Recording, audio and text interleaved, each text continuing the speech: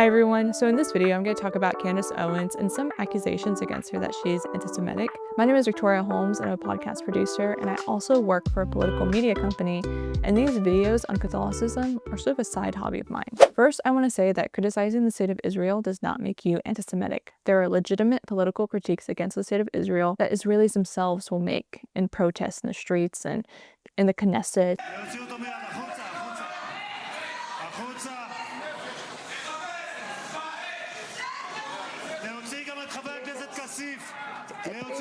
I personally noticed that Candace Owens started publicly criticizing the Jewish people right around the time of October 2022, when Kanye West came out with a tweet saying he was going to go DEFCON 3 on Jewish people. That was the tweet. And people subsequently demanded that the tweet be taken down for anti-Semitism. Now, if you are an honest person, you did not think this tweet was anti-Semitic. You did not think that he wrote this tweet because he hates or wants to genocide Jewish people. First and foremost, what is DEFCON 3? Did he mean DEFCON 3, which would be a military defense position, not an offense for those of you that are offended, a military defense position? Is he tweeting this because he's reading the Newsweek headline calling him an anti-Semitic? Is he angry because he can't believe that he's not free to talk about people in his life who happen to be Jewish, right, without being accused of anti-Semitism? Is he saying, I'm not going to shut up and I'm going to keep tweeting and I'm going to keep calling these people out, referring to his friends that he feels slighted by? Is he talking about Jared Kushner and Josh Kushner? I find it interesting that Candace Owens defended the substance of the tweet and not necessarily that maybe Kanye West was going through a psychotic episode. West has a history of mental health disorders. I believe reportedly he has bipolar disorder. Kim Kardashian is asking for compassion and empathy for her husband, Grammy award-winning rapper and entrepreneur Kanye West. From announcing his run for the presidency and a rally to making satanic claims about a COVID vaccine, some of his recent behavior has certainly raised some questions about his mental health. Kim took to Instagram stories yesterday to remind fans that West has bipolar disorder, a lifelong mental health condition that causes extreme emotional highs and lows. So again, I thought it was interesting that Candace Owens was defending the substance of the tweet rather than saying, this is a friend of mine who is going through a mental health episode and I think we should pray for him. Now I find this one interesting. She started pushing a conspiracy theory about a man named Leo Frank. I had to do some research about who Leo Frank was. He was a superintendent at a factory. This was back in like 1913, early 1900s.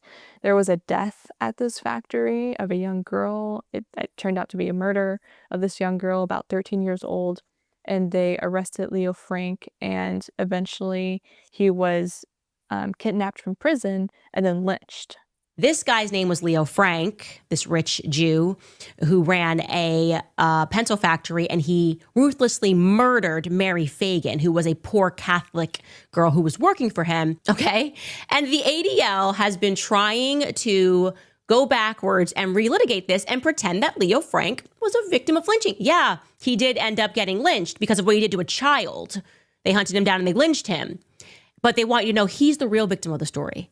Right? Because why can't you just kill a Catholic girl, right? You're wealthy, you're Jewish, it's a Catholic girl, you're in B'nai B'rith, a pretty powerful Jewish group. It's a Freemasons, and you should be sickened. You should be sickened. He was a despicable human being, a despicable boss.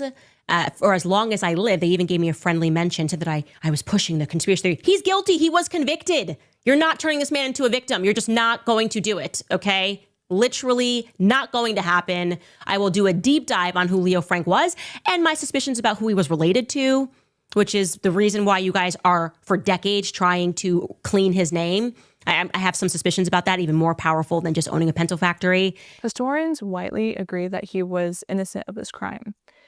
This conspiracy that she was pushing brought so much controversy around her show and also around her social media platform that even her own father-in-law, Lord Farmer, came out with a statement kind of distancing himself from the remarks that she made. And then also he came out publicly supporting the Jewish people. Now quickly, I'm just going to go through a few more instances. Speaking on an episode of the Candace show entitled Literally Hitler. Why can't we talk about him?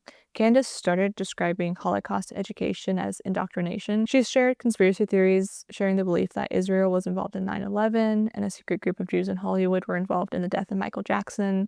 She was criticized for minimizing the Holocaust after calling Mengel's experiments on Auschwitz prisoners bizarre propaganda.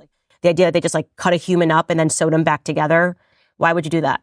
Literally, even if you're the most evil person in the world, that's a tremendous waste of time and supplies. Just slice a person in half and sew them together. That just sounds like bizarre propaganda. I also want to note that Candace has defended most of these remarks around Jewish people as political critiques. How do her claims not align with the Catholic faith?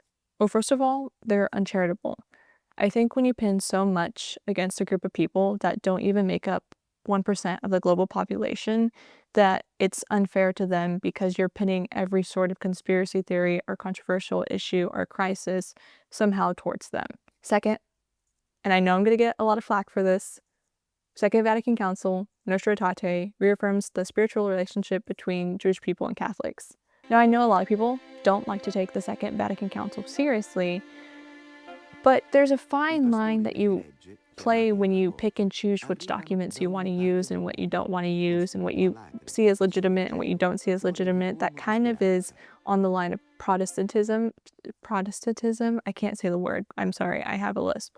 Protestantism, you get what I'm saying, where it very much has that same spirit where you pick and choose what affirms your faith rather than what comes down from authority.